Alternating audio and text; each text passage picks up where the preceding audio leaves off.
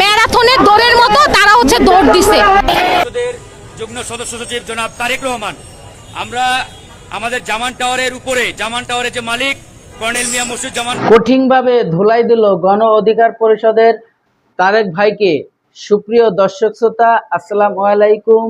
দেশে এবং প্রবাসে, দূরে এবং কাছে, যে যেখান থেকে আজকের এই ভিডিওগুলো দেখার জন্য প্লে করেছেন, সবাইকে আন্তরিক শুভেচ্ছা, অভিনন্দন। দর্শক শ্রোতা, শুরু থেকে কয়েকটি ভিডিও ক্লিপের অংশ দেখেছেন। আমাদের যুগ্ম আহ্বায়ক তারেক ভাইকে যেভাবে কঠিন ধুলাই দিল এবং মায়েরে এমন কিছু রক্তাক্ত ঘটনা ঘটালো, কিসের জন্য ঘটালো তো আমি আর বেশি কথা বাড়াবো না, চলে যাব সেই গুরুত্বপূর্ণ ভিডিওতে যাওয়ার আগে ছোট্ট করে একটি রিকোয়েস্ট করব। প্রিয় দর্শক শ্রোতা, আপনি যদি আমার এই চ্যানেলে নতুন বন্ধু হয়ে থাকেন, ভালো লাগলে চ্যানেলটিকে সাবস্ক্রাইব করে রাখবেন।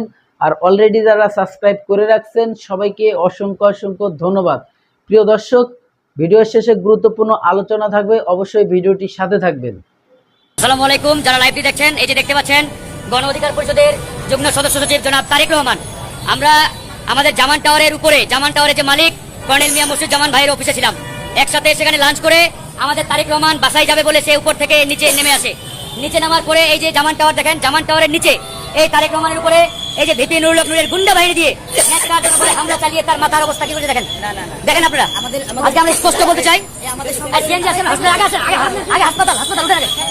এই যে আমরা তারেক রহমানকে হাসপাতালে নিচ্ছি, আপনার তার অবস্থা একটাবার দেখেন।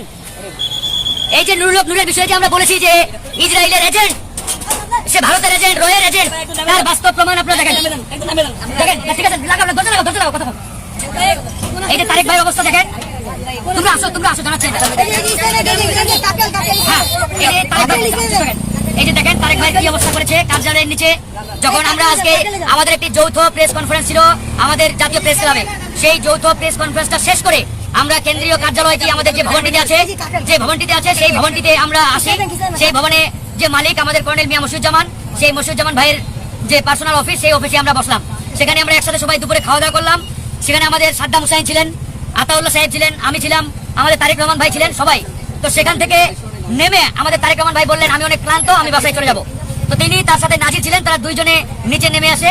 তো নিচে নেমে এসে মানে সে গেটে নামার সাথে সাথে তার উপরে অতর্কিতভাবে তারা ঝাঁপিয়ে পড়ে তাকে বেধড় পিটিয়ে তার মাথায় কয়েকটা আঘাত করেছে। এখন তারেক রহমান ভাইকে আমরা এই হসপিটালে নিয়ে যাচ্ছি, দেখুন তার অবস্থা। তো আমরা যতটুকু জানলাম যে সাইফুল ইসলাম নাম, এটা নূরের এক আত্মীয়, তার সাথে থাকে নূরের চেলা, তার খালাতো ভাই। সে সবসময় নূরের সন্ত্রাসী বাহিনীর ভূমিকায় লিপ্ত থাকে। যে কোনো জায়গায় নূর যদি বলে আমার বিরুদ্ধে যে যাবে তার উপরে আক্রমণ করবা, আমার বিরুদ্ধে যে ফেসবুকে লেখালেখি করবে তাকে সাইজ করবা। আপনারা নিশ্চয়ই দেখেছেন গতকাল রাতে নুরুল হক নূর ফেসবুকে একটা মানে বার্তা দিয়েছেন মেসেঞ্জার এবং হোয়াটসঅ্যাপ গ্রুপগুলোতে, যে কেন্দ্রীয় কার্যালয়ের আশপাশে যারা আসবে মানে আমাদের কথা উল্লেখ করে বলেছেন যে তাদেরকে যাতে মানে সাইজ করা হয় এই ধরনের। নিশ্চয়ই ইতিমধ্যে ফেসবুকে সেই নির্দেশনাটি আপনারা পেয়েছেন। একই সাথে বলেছেন কুকুরকে মুগুরের মতো মায়ের দিতে হবে, মানে যে ধরনের মানে ল্যাঙ্গুয়েজ তিনি সবসময় বলে থাকেন। একজন রাজনৈতিক নেতার মুখের ভাষা এরকম জঘন্য হতে পারে, এটা আমরা কখনোই কল্পনা করতে পারি নাই।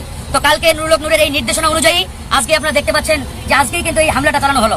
তার মানে নূর এখন পরিকল্পিতভাবে তার এই অপকর্ম নিয়ে, তার এই ইসরায়েলের নাগরিকের সাথে মিটিং, এই যে রয়ের সাথে মিটিং, এবং যে সে শেখ হাসিনার এজেন্ডা বাস্তবায়ন করতে যাচ্ছে এবং আওয়ামী লীগের দালালি করছে, এটা একদম প্রমাণিত হয়ে গেছে রাজনৈতিক মহলে, মিডিয়া পাড়ায়। এটা নিয়ে আমরা প্রতিবাদ করাই, এটা নিয়ে কথা বলাই। এই যে আমাদের উপরে হামলা, আমাদের উপরে সে এখন এই ধরনের অ্যাটাক শুরু করেছে। আজকে তারেক রহমানের এই যে অবস্থা দেখতে পাচ্ছেন, এই মানুষটার উপরে আজকে কি একটা অবস্থা করেছে, আমরা এটা নিয়ে স্পষ্ট বলি। হ্যাঁ,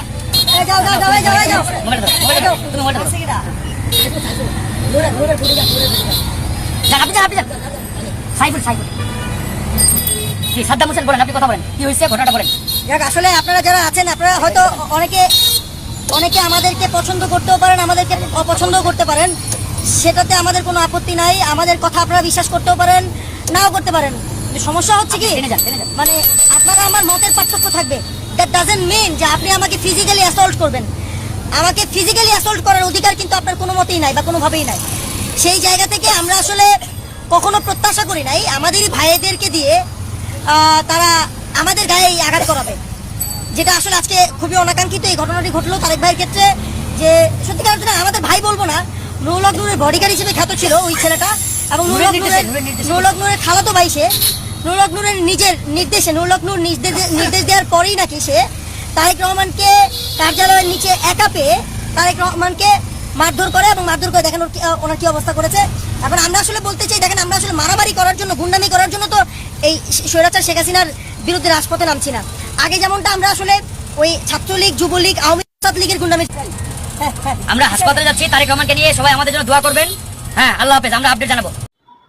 সুপ্রিয় দর্শক শ্রোতা, এতক্ষণে আপনারা যে ভিডিও ক্লিপটা দেখেছেন, আমাদের সেই তারেক ভাই তাকে কিভাবে মেরেছিল এবং কেন মেরেছিল আপনারা হয়তো বুঝতে পেরেছেন। যদি কোনো মতামত থাকে অবশ্যই কমেন্ট বক্সে কমেন্ট করে জানাবেন।